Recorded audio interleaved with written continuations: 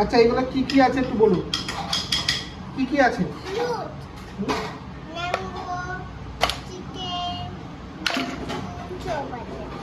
Mango, chicken, রসুন।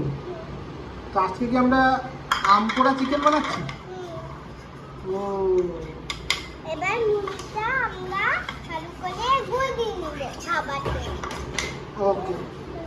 চাকতিটা দিব এটা। বাহ, তারপরে তারপরে একটু সস দিব, টমেটো সস আর ঝাল সস। আচ্ছা তারপরে নুন দিব। হ্যাঁ, তারপরে তারপরে কি দেবো?